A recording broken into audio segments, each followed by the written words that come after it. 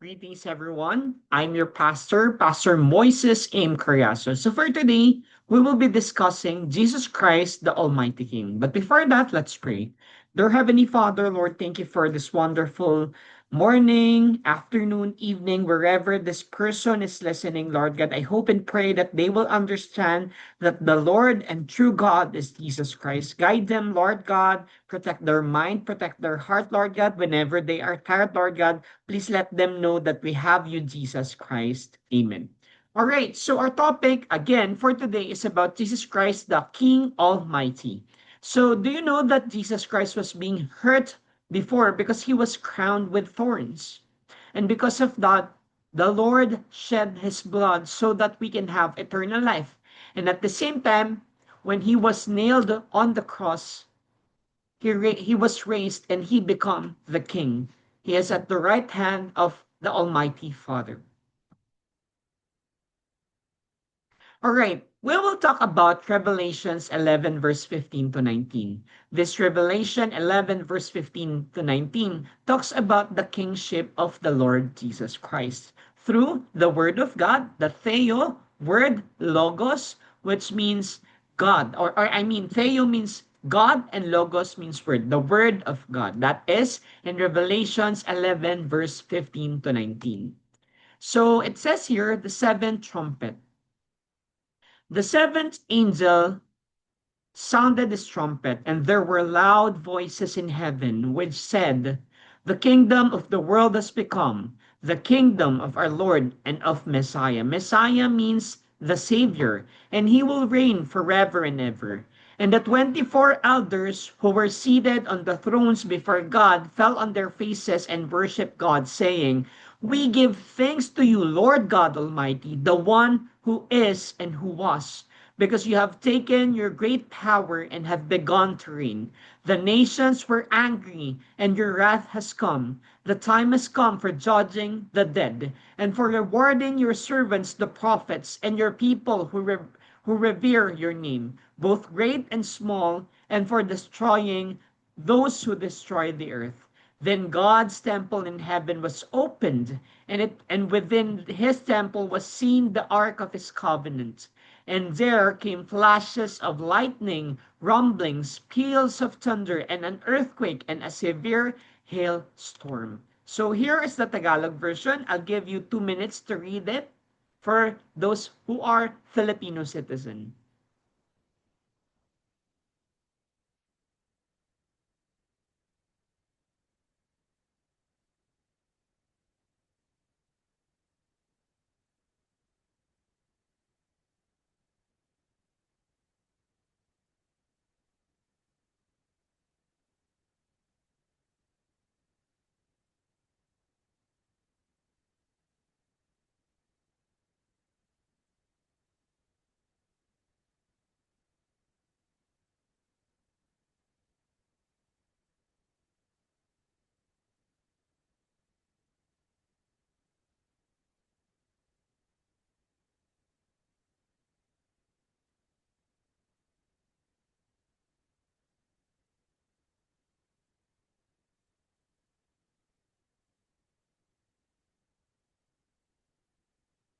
All right. Now, let's talk about the Revelations 11, verse 15 to 19.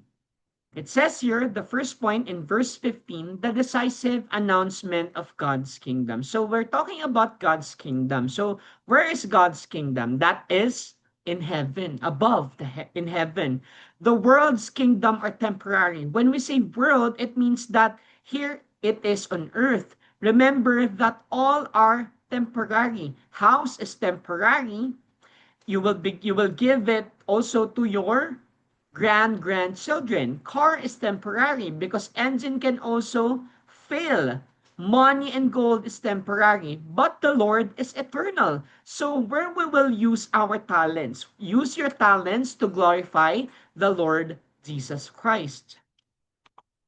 And then letter B, Christ's kingdom is eternal. When we talk about eternal, it means this is heavenly riches. Christ's heavenly riches are greater than earthly riches. And then at the same time, we can learn that do not place ultimate trust in politics or world system. You know what? Whom should you trust? It is the Lord Jesus Christ. Because in Psalm 56 verse 3, when I am afraid, I will put my trust in you. When you were a kid, you were trusting your mom and your dad. Just like an example of the picture here. You would jump because you know that your father will guide you and will protect you. That's what how Jesus Christ wants to trust in Him. We need to understand that when we're afraid, we must pray to God and understand that God is in control in our lives. And at the same time, place your hope in the unshakable kingdom of Christ. Remember, we are just strangers here on earth. The greatest place is in heaven. The worship in heaven. It's written in 16 to 17. Heavenly respond to God's sovereignty. Always remember, God is in control. Just like the song, in control, Lord of heaven, mighty in power, on the throne, glorious King, reigning forever. This I know, sovereign God, you are in control, in control. Always remember, God is in control. Whatever scenario you are facing right now, either you are triumphant or you are failing, always remember, God is in control. God knows exactly why He is doing those things in your life. You'll just need to be thankful. And then God's reign leads us to gratitude. Have you prayed today thanking God of all the blessings that you have? Even in times that there are challenges, you have to thank God. Give thanks always to the Lord Jesus Christ. So our application here, worship is not based on what we see, but on who God is. Just like, for example, you have your eyeglasses. You can see clearly if you are wearing your eyeglasses, and that's what we need. If we know exactly the Word of God, reading the Bible, we can clearly understand what is the assignment of God to us, and that will be alignment. Just like what I've said, God's assignment is God's alignment. And at the same time, gratitude grows when our eyes are fixed on God's sovereignty. Just always remember again, God is in control, not on the world chaos. The world chaos may be challenging, there will be failure, but knowing that God is in control, that is enough for us. The final judgment and the reward. Verse 18, human rebellion versus divine authority. If you could see here in Proverbs 17 verse 11, an evil man seeketh only rebellion. Therefore, a cruel messenger shall be sent against him. Always remember, we should not rebel against God and our government. It's not good. Remember, the government is placed by the Lord Jesus Christ. So we should know how to respect our authority. Our authority is God, our parents, our teachers, the government, and also in an organization, your president, your chairman emeritus, or your chief executive officer. And at the same time, there is divine authority, knowing that God is the one who blesses people for those who are faithful to Him. So we also have here judgment for the wicked and reward for the faithful. For those people who won't accept God or Jesus Christ as the Lord and Savior, I'm sorry, but the truth is they will go to eternal damnation, which is the hell. And for those people who have accepted Jesus Christ, for sure, they will receive the eternal life, and their names and our names are written in the book of life. So I just would like to ask and take this an opportunity for you guys. Let's pray. If you want to listen and also accept the Lord Jesus Christ, this is now the time for you to accept the Lord Jesus Christ. Let's pray. Follow my prayer. Dear Heavenly Father, I accept you as my Lord and Savior. Forgive my sins, Lord. I want to repent. I want to have relationship with you. Lord, put my name in the book of life. In Jesus Christ's name, Amen. All right, so welcome to Team Jesus. And because you have accepted the Lord Jesus Christ, it means that we will see each other in heaven, praising the Lord Jesus Christ, and all of us has a room there. Okay? And we will experience the love of Jesus Christ. So here is the application. Those who reject Christ face judgment. Again, there are only two types of places that you will go once we die here on earth. First is heaven for those people who have accepted Jesus Christ as their Lord and Savior. Second is hell for those people who condemn Christ and at the same time who doesn't accept Jesus Christ as the Lord and Savior. That is the truth.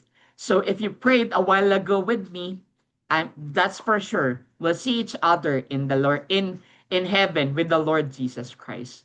And those who follow Christ will be rewarded.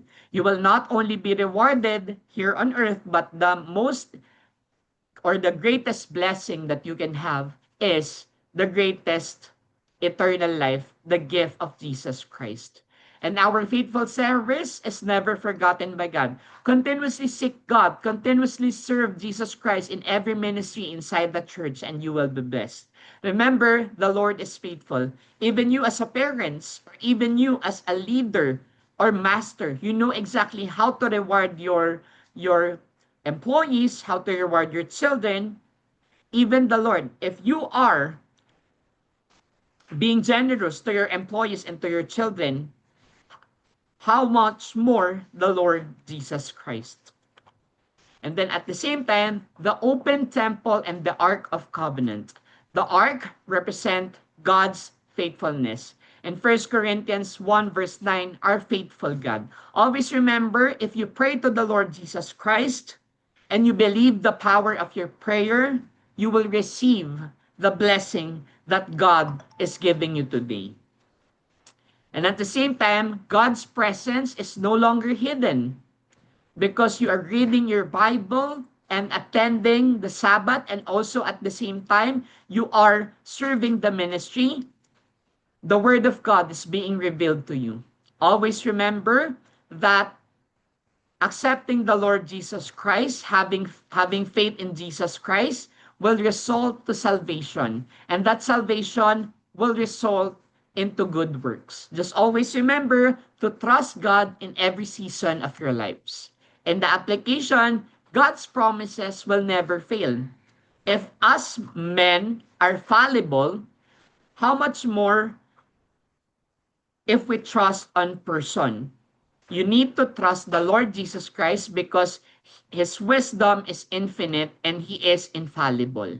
And at the same time, in Christ, we have access to presence of God now and forever. Reading your Bible, praying, having fellowship with your co-believer, and attending the church will make sure that you are at the right track, and at the same time, you're accessing the presence of the Lord Jesus Christ. For the conclusion, always remember, Christ will reign forever. Always remember, Christ will reign forever. For those people who believe that Jesus Christ is real and He is our Savior, it means that we will be reigning forever together with Jesus Christ. Second, God will judge wickedness. If you continuously showing wickedness and you are being an evil man, remember, there are only two places that you can go, either in heaven or in hell. And third, God rewards His faithful people. Always remember, you have to, the Lord is also giving us rewards. It not only earthly riches, but also the most important is heavenly riches or the eternal life. And God keeps His promises. When God says He will do, for sure, the Lord will do it. Again, thank you for listening for me today. I am your pastor, Pastor Moises Aim Carriazo. Thank you, God bless, and have a great day for now. Thank you.